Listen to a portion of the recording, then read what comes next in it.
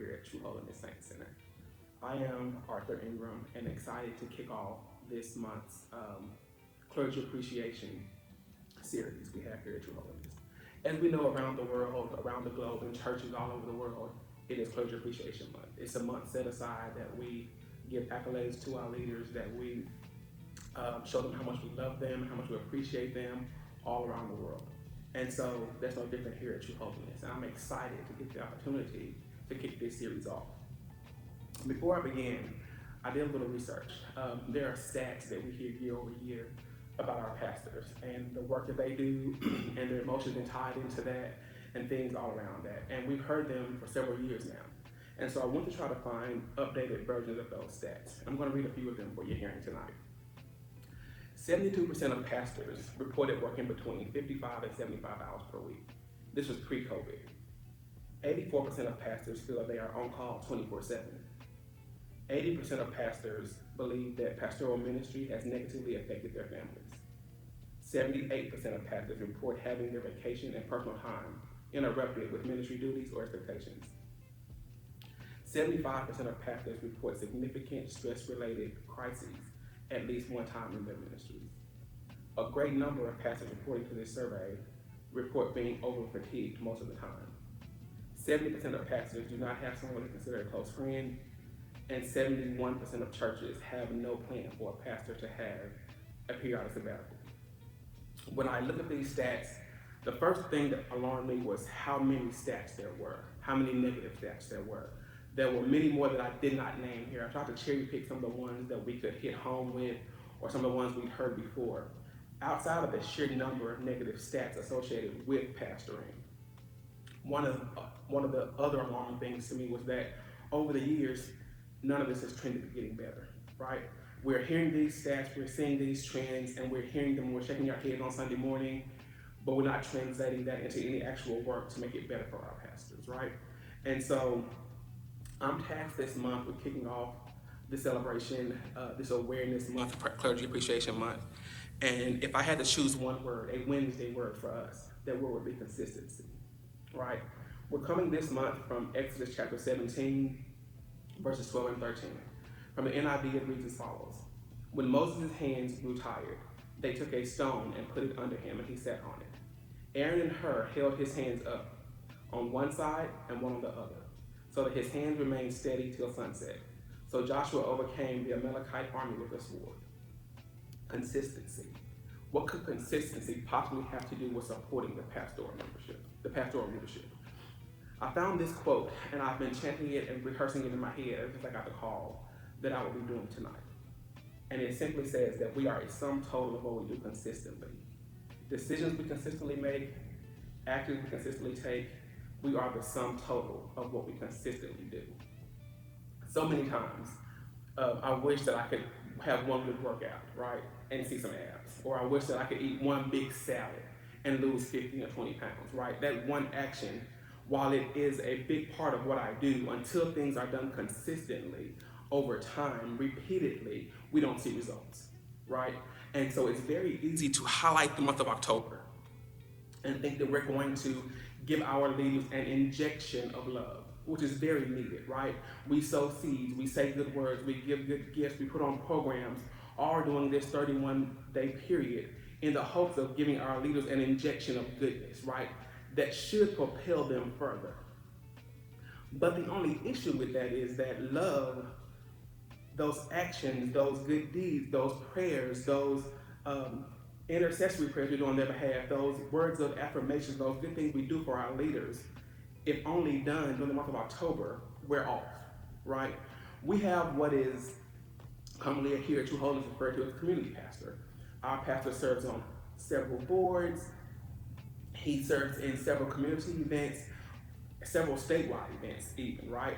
And even nationwide calling and events that he's a part of, not just here at True Holiness. So someone is always dinging his phone, always pulling his coattail, looking for 5 seconds to either express their idea or air their grievances or get prayers or need his help with this or that, far beyond the four walls of this church. And if we're not careful, we will let that kind of stuff exhaust him. I see my pastor running to the hospital. I see him running to different board meetings, running down to the Capitol, meeting with this leader or that leader. And I wonder sometimes, how often am I allowing him to pour from an empty cup? And I make it very personal, right? How often am I allowing him to pour from an empty cup? What do I mean by that? Right? I can't go in his stead to the meetings.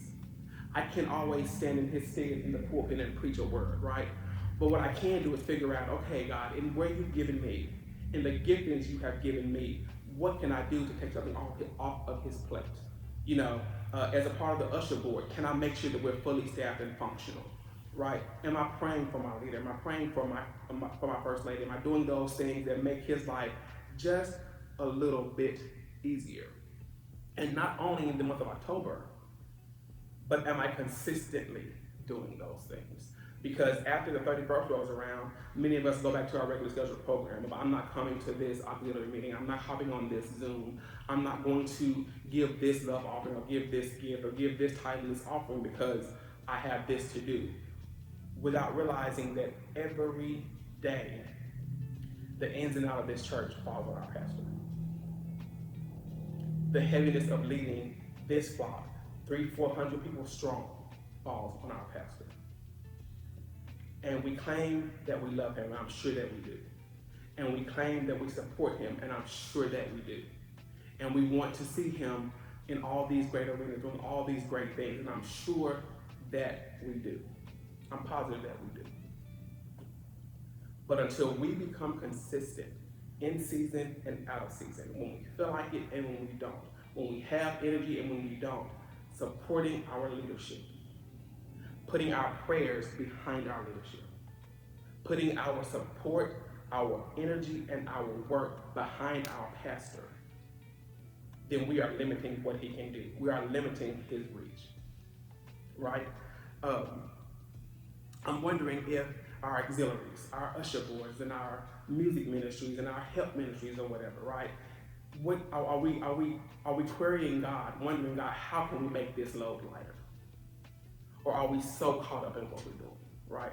People all around the globe, in workplaces, in homes, even in churches, are living in unprecedented times. We're in the middle of a global pandemic.